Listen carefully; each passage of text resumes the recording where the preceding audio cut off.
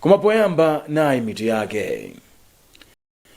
Mtsogoleri wa dziko lino Lazarus Chakwera wati kusintha kwina mu ndondomeko ya zipangizo za ulimi zotsika mtengo ndi kofunikira. Malawi Defence Force yagwirizana ndi kampani ya Greenway Limited kuyamba kulima ndi kugulitsa mbewu ya chamba. Kuchedwa kwa ndalama kuchedwetsa ntchito yomanga msewu wochoka ku Nsanje pa boma kupita ku Maraka. Tili ndi zina zambiri, tiyeni tikhalire limodzi.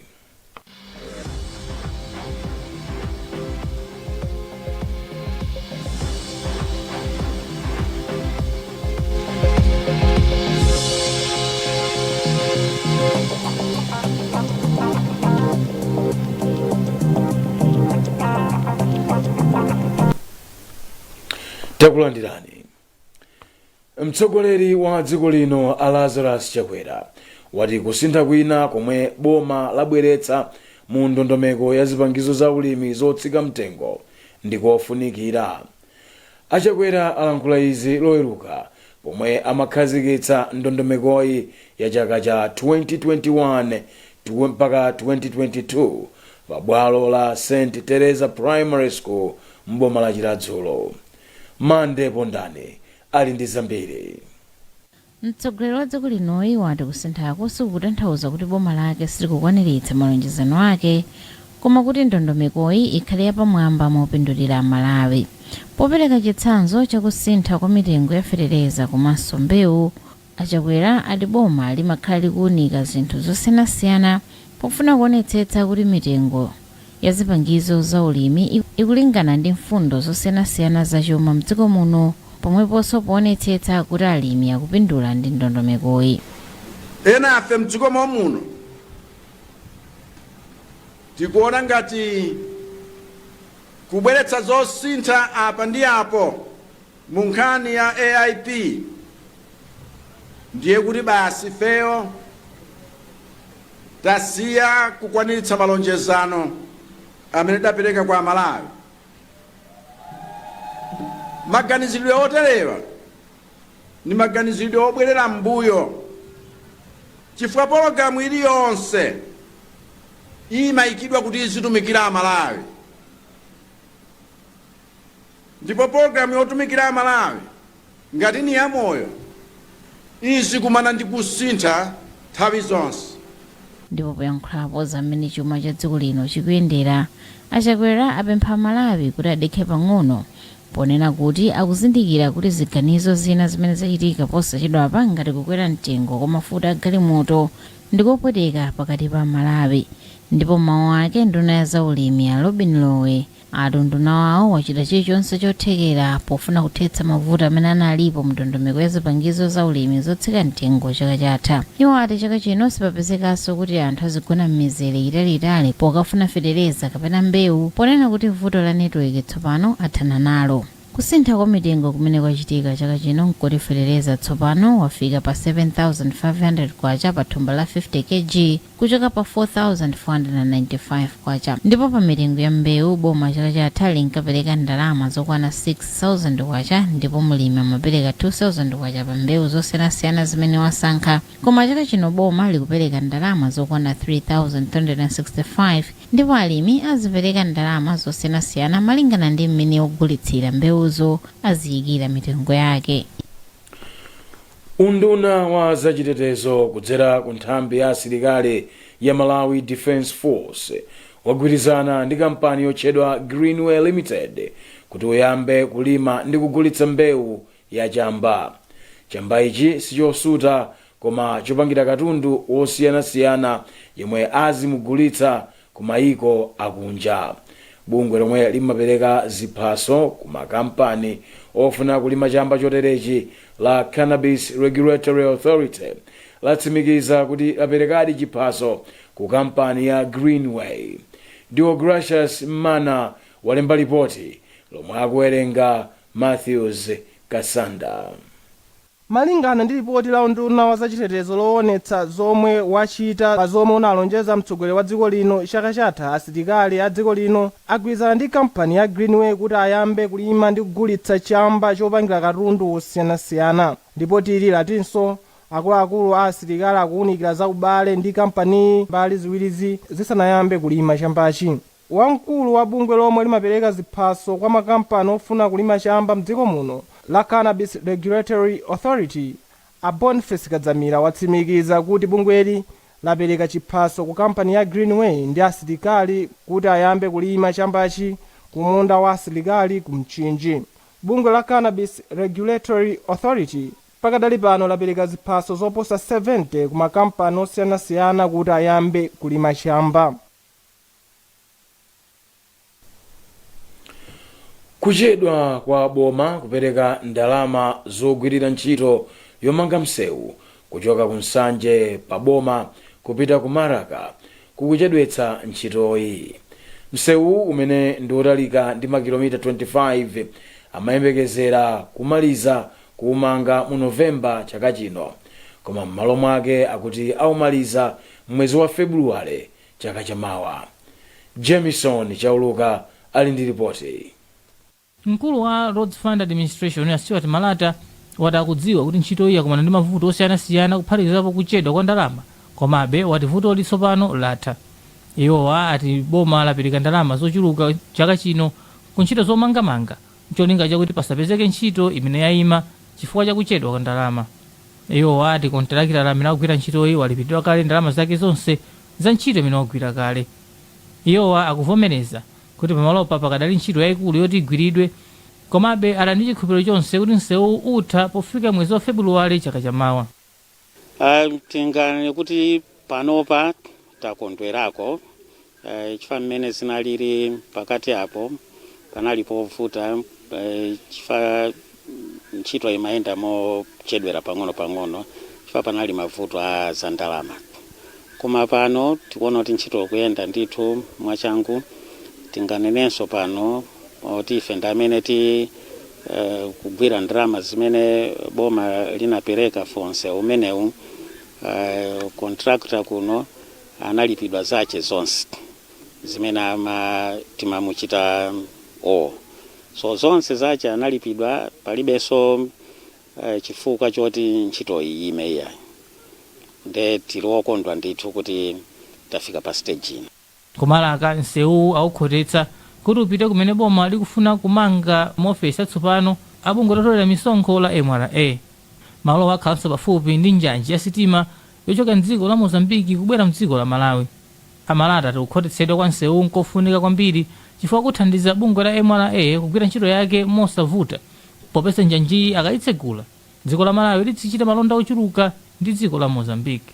Msewu wa Nsanje Malaka uli ndi milatho yokwana 5 ndipo mulatho wina ndi wamwamba pamene njanji za sitima zikudutsa pansi pa mulathowu. Wapampando wa bungwe la FRA Matthews Nkhani wati nawo ndokhutira ndi ntchitoyi. Ntchitoyi ndi ya ndalama zokwana 11 biliyoni kwacha.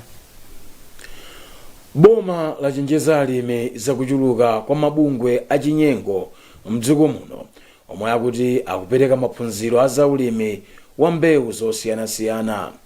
Mneneri ku nduna wa zaulimi Gresham Lungu wati ena mwa mabungwewa akubera alimi muzochitika zawo. Mande Pondani ali ndi ripoti.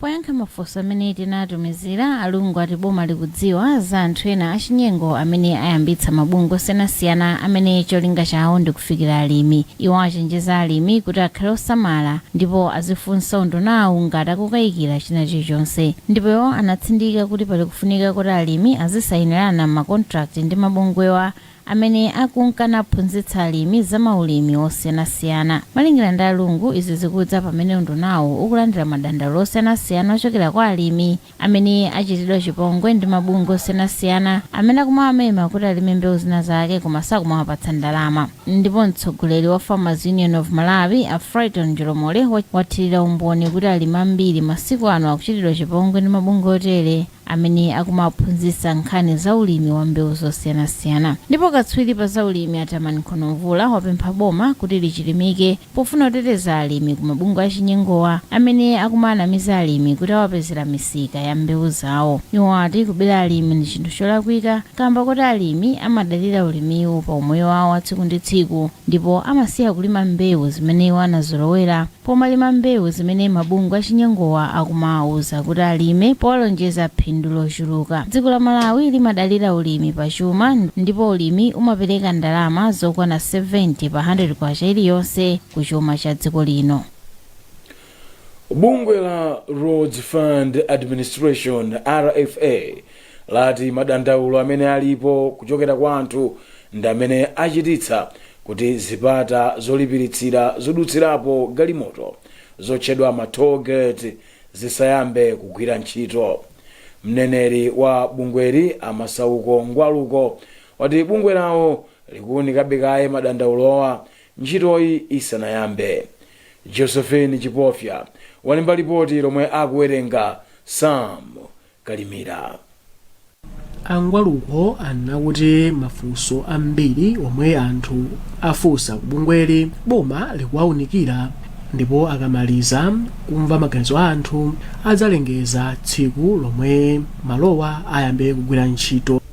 Zomene sinabike kwachoti anali madandaulo amene sinalandira komanso anafika kuboma ochokera ku anthu komanso ena amene ali ogwiritsa ntchito msewu ngati anzathu awa mabungwe amene pasi ndi zimene zimene zatipangitsa kuti tiyambe tamvera tikambirane nawo tione kuti tigwirizana bwanji kuti tinasegule pasakale kutatawo zimenezo zikuchitikabe tinafike kumasakale kwenekwe otiso aboma ndi amene akutsogolera ku gawo limenezi. Malo omwe adamangidwa kuti galimoto zizilipira zikamadutsa ntchito yake nkuonetsetsa kunena kuti galimoto zomwe zikudutsa zikupereka ndalama. Malingana ndi a Roads Fund Administration izi akuti zithandiza kunena kuti dziko lino likhale ndi chuma makamaka chokhudza ntchito zokoza misewu. Malowa amenera kuyamba kugwira ntchito pa 1 Seputembala ndipo adasintha kunena kuti ayamba pa 1 Okutobala. Izi ndikamba kunena kuti unduna wa zachuma udauza a Roads Fund Administration kunena kuti akambirane kaye ndi anthu mdziko muno pokumva madandaulo awo makamaka okhudza kukwera kwa mitengo kwa malowa.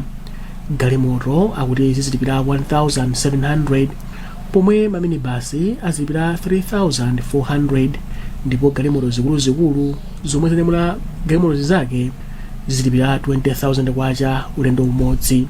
Galimoto zina zomwe ndi mabasi omwe mudzikwera anthu pakati pa 17 mpaka 13 ndipo zili ndi matani pakati pa 2 ndi 5 zizilipira 5,100 pomwe madraivala omwe akuyendetsa galimoto za matani apakati pa 5 ndi 10 azilipira 7,000 kwacha. Galimoto zomwe matani ake ndi opitirira 10 akuti madraivala azipereka 8,000 kwacha akamadutsa pa malowa. Bungwe la abwenzi pa zaumoyo latsindika zakufunika kuopeza ndi kuthana ndi mavuto amene amachititsa anthu kudwala matenda a mu ubongo. Mmodzi wa akuluakulu ku bungweli Dr. Beatrice Matanje wanena izi m'boma la Neno lachisanu pa tsiku lokumbukira za matenda a mu ubongo limene dziko lonse limakumbukira pa 10 Oktoba chaka chilichonse. Amatanje ati pa masiku awiri aliwonse munthu akumadzipha mdziko muno zimene iwo ati zikusonyeza kuti pali vuto lalikulu. Kotero iwo ati bungweli linakonza zodziwitsa anthu m'boma la Neno za matenda a mu ubongo kudzera mu zochitika zosiyanasiyana pa tsikuli. Kuneno ngakhale ku Malawi konse kuno makafukufuku okhudza mwina anthu onse kuti ngathonena kuti pa anthu athu onse 18 miliyoni ali ku Malawi kuno anthu akuti amene akudwala sitinapange kafukufuku amene yoyo. Tikudziwa kuti nkhani za mental health zilibe mwina funding yambiri ngati mene ma program ena alili. Ndiye chimene ndingane nchonena kuti mongo yelekeza malinga ndi mongoyerekeza malinga ndi makafukufuku ang'onoang'ono amene amachitika mzipatala tikudziwa kuti 30 aliwonse amene amabwera ku chipatala chifukwa cha zifukwa zosiyanasiyana amabwera kuti akudzalandira chithandizo cha matenda athupi mwachitsanzo malungo mutu kuwawa ndi zina zonse zimene amamva kuthupi. Anthu 30 aliwonse amakhala kuti ali ndi matenda okhudza ubongo kapena okhudza maganizo kapena malingaliro, koma anthu amene osamadziwa. Ndipo mmodzi wa madotolo othandiza anthu amene ali ndi vuto la matenda a mu ubongo Precious Maki ati vutoli likukhudza kwambiri achinyamata. Iwo akufotokoza zofunika kuchita kuti vutoli ligonjetsedwe. Kuonesesa kuti achinyamata afikiridwe chifukwa ena akamakhala akuvutika samadziwa kuti pali thandizo loti atha kulilandira chifukwa cha kuvutika kwawo, nde amapezeka pachizungu timati they are suffering in silence. Nde chimene tingachite kuonesesa kuti uthenga wa za mental health uwafikire kuti azitha kudziwa zoti ngati sindikumva bwino ndiye kuti takhala depression ndipite ku chipatala, chifukwa ena amaona ngati kupita ku chipatala ndiye pamene thupi latentha kapena kutsekula mimba, koma zoti ngati ukuvutika m'malingaliro umakhala ndi nkhawa ndi china simwa zimene utha kupita ku chipatala ndikapempha chithandizo ena samadziwa. Dotolo ona zakaganizidwe kangwiro achiwoza bandawe wati nkhani zotsatsimikizika zimene zimafalitsidwa masamba a mchezo zikubwezera mbuyo ntchito yolimbana ndi nthenda ya COVID-19. Abandawe alankhula izi ku sukulu ya ukachenjede ya Catholic University ku Madzulo pamene amalankhula ndi anthu pazakufunika kuopereka chidwi kukaganizidwe kangwiro. Zambiri mu lipoti ili la Liwelin Mpasa limene akuwerenga Isaac Salima. Abandawe ati kubwera kwa matenda a COVID-19 kwabweresanso muliri wina waukulu umene ndi nkhawa, madandaulo komanso kuphinjika maganizo zimene zimasokonezanso moyo wangwiro. Iwo ati pali kufunikira kwakukulu kopereka chidwi maka pakaganizidwe kangwiro imene ni njira imodzi yolimbikitsa moyo wa thanzi. COVID-19 yakhudza anthu ambiri makamaka kumbali la maganizo angwiro. Tikuona kuti anthu ambiri akukhumudwa, akukhala ndi nkhawa chifukwa akuona kuti zinthu zikusintha makamaka tilekeze kumbali la ntchito. Akuona kuti pakadali pano mwina akuchosedwa ntchito komanso akukumana ndi mavuto osiyanasiyana. Mwachitsanzo tikuona kuti izi za social distances izi tikuona kuti anthu ambiri akukhudzidwa malo moti mwina azicheza ndi azinzawo kapena kupita kukapepesa azinzawo akumaona kuti amafuna kuti akhale pawokha asamakumane ndi anthu, nde zinthu ngati zimenezo zimabweretsa nkhawa. Mawu ake mkulu woyang'anira za maphunziro ku sukulu ya ukachenjede ya Catholic University Bambo Wilfred Sumani adati maphunzirowa afika mu nthawi yake maka pamene anthu ambiri akhudzidwa ndi muliro wa COVID-19. Anthu ambiri mwina timangoona pazachuma, mwina timangoona anthu akumwalira kupita ku chipatala, koma sitimayang'ana kuti kuchiuchitika nchani ku maganizo a munthu, kuti mmene munthu amaganizira kuti matenda amene akusintha bwanji. Anthu ambiri ntchito zawo zatha chifukwa choti makampani akuvutika kuti agulitse zokwanira nde achotsa anthu ena. Anthu amene amachokera m'mabanja ena upeza kuti akukanika kulipira school fees chifukwa cha matenda amene wawa. Maphunzirowa anawunikira za ndondomeko zimene zingasatidwe pofuna kuthana ndi nkhawa, madandaulo komanso zophinja zimene zimadza kamba kakhudzidwa ndi muliro wa COVID-19. Mukuonera nkhani pa kanema wa Times, tibwerenso zikatha izi.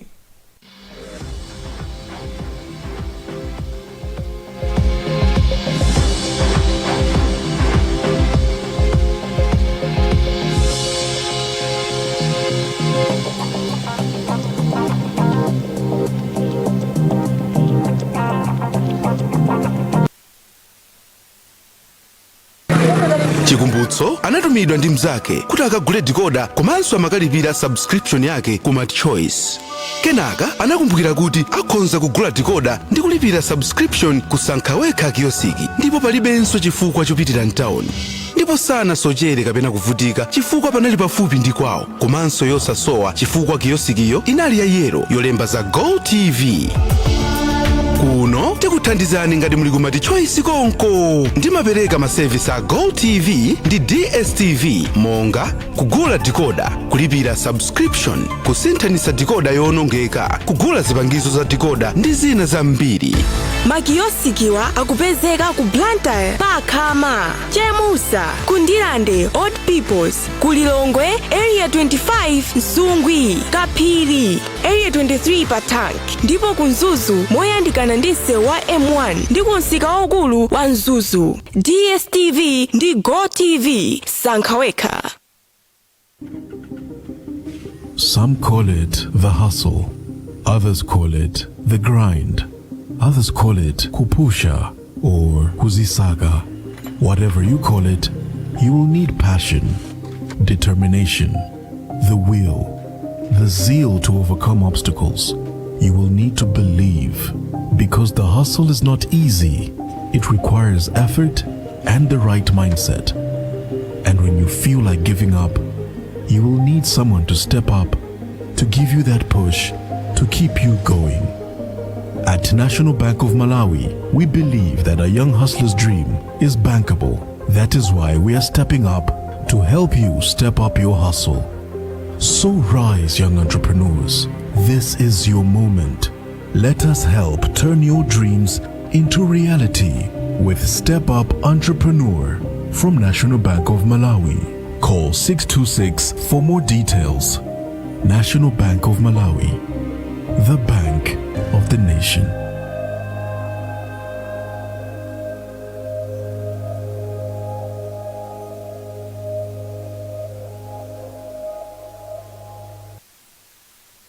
If there's one thing that all soaps do, it's wash.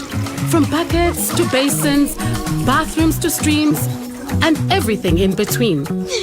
All soaps wash. Yes, but Protex is different. Its reinvented formula with flaxseed oil boosts your skin's natural anti-germ defenses by 10 times more, protecting you against 99.9% of germs. So what keeps us healthy? Protex! Good health starts here.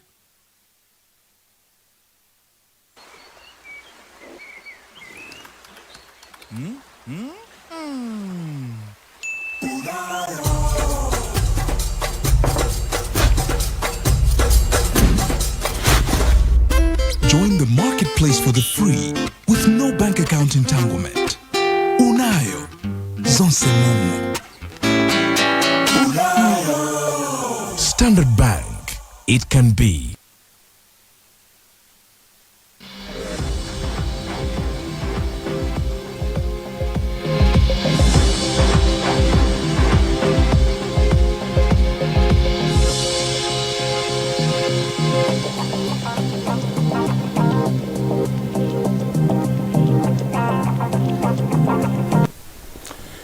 Takulandirani. Mphunzitsi wina pa sukulu ya primary ya Chumbu mu mzinda wa Lilongwe akugwiritsa ntchito malipiro ake pa mwezi posamalira ana amasiye. Pofuna kuthandizira pa ntchitoyi, sukulu ya sekondari ya Bambino inakapereka thandizo pamalo pamene mphunzitsiyu Temwani Chilenga wa zaka 25 zakubadwa anakhazikitsa kuti azisungirapo anawa. Khumbo Kaliwo ali ndi zambiri mu ripoti lomwe akuwerenga Matthews Kasanda. Achilenga ati nkovuta kukwaniritsa kupereka zofuna zonse za anawa, koma pogwiritsa ntchito thandizo kuchokera kwa anthu akufuna kwabwino komanso anthu okhala madera ozungulira amakwanitsa kupereka zofunikira pa moyo wa anawa zochepa chabe. Achilenga anafotokozanso kuti mtsogolomu ali ndi maganizo omanga sukulu ya primary, kamba kuti ana pamalopa amayenda makilomita pafupifupi 10 kuti akafike ku sukulu ya primary yomwe adayandikana nayo. Ndiye pali mavuto osiyanasiyana amene timakumana nawo, ngati kusowekera chakudya, penanso anawa amapezeka kuti nsapato zathera ndipo akuyenda beya. Penanso ineyo othandiza anawa ndimapezeka kuti ndikamapempha anthu ena akundiyankhula mawu osakhala bwino, kumaona ngati kuti ndikapempha ndikufuna ndilemere kapena kuti ndiwadyere anawa, pomwe zinthu sizili choncho. Ineyo cholinga changa ndichongofuna kuti anawa asakhale analowerera akhale ngati mene alili ana enawo madera mwinawo. Poyankho atapereka thandizoli mlembi wa skulu ya Bambino Abrigida Flower anati anapereka thandizoli lomwe ndikuphatikizapo mabedi kamba kuti ana ena pamalopa samagona pa mabedi. Ana ngati mapadi omwe tapereka ana omwe akazi omwe amakanika kupita sukulu akakhala kuti akusamba akupitiriza ndithu maphunziro awo mosasokonezeka mwina monse. Komanso mmene amene tayima muno anyamata ambiri amagona pansi ndi mabedi amene watikhulupirira kuti athandiza kuti anyamata akhale ndipo kugona pabwinobwino. Ana okwana 95 ndi omwe ali pamalo osungira ana amasiye a Ndodani. Mu nkhani za masewero, timu ya Nyasa Big Bullets yavekedwa ukatswiri wa 2021 TNM Super League itagonjetsa Karonga United ndi zigoli 3-2 pabwalo la Kamuzu mu mzinda wa Blantyre loweruka. Bullets yakhala akatswiri ndi mapoint 62 pamene Silver Strikers ndi yachiwiri ndi mapoint 58. Timu ya Mighty Wanderers ndi yomwe yalepherana ndi Moyale Barracks posaguletsana pabwalo la mpira yakhala yachitatu ndi mapoints 55 pamene Karonga United ndi yachisanu ndi mapoint 46. Wothandiza kuphunzitsa Bullets Peter Mponda anati inali season yovuta koma anayamikira anyamata awo pochilimika. Season yes chabwino kuligi yathu kumano ndikupedeli topeji singakhala pano kuti tiyambe kunena kuti tipile padipati ndikupedi anyamata omwe atafuna soti atapilire ntchito ndikupedi zambirimbiri zikambo mwatikokona kuti pamaki wakuti sakhala kuti tikati tikwafola anyamata watu awinaliki sindikupedile ndile mukanene kuti timwemeye tisinte imene yawinaliki yes mambulia zanyuwana kufuka tangapa kweli ndimaondanendinendi chikuka inali siyoni yovuta kwambiri anyamata watipilire ntchito ndikupedi kuti winalisa kuti wazoonera kuti ine ndikochi we are very close zilamba kuti ndikuva mina isana thaba anamba nokuwazazala kuti mina ndo akwangisirwa kuti akwangisirwa ndikuva kuti mkitchen madeta ngati safe ya kwini ine ndikochi takakamiza mpaka natawina liki kumaso kweli kuti kwangu sote wanena kuti ndikolo amaziwa kunena kuti zikufuta choncho tipange bwanji tatete kule limozi yamena tanzaonera kuti tende tose kati limozi kakhale kunena kuti zitatete akwena namba tamu kitchen. Nkhani zathu ndi zomwezi koma tisadasiyane nayinso mitu yake. Mtsogoleri wa dziko lino Lazarus Chakwera wati kusintha kwina mu ndondomeko ya zipangizo za ulimi zotsika mtengo ndikofunikira. Unduna wa zachitetezo wagwirizana ndi kampani ya Greenway Limited kuyamba kulima ndi kugulitsa mbewu ya chamba. Kuchedwa kwa ndalama kuchedwetsa ntchito yomanga msewu wochoka ku Nsanje pa boma kupita ku Maraka. Kumbukirani kuti mutha kupeza nkhanizi ndi zina zambiri pa makina a internet pa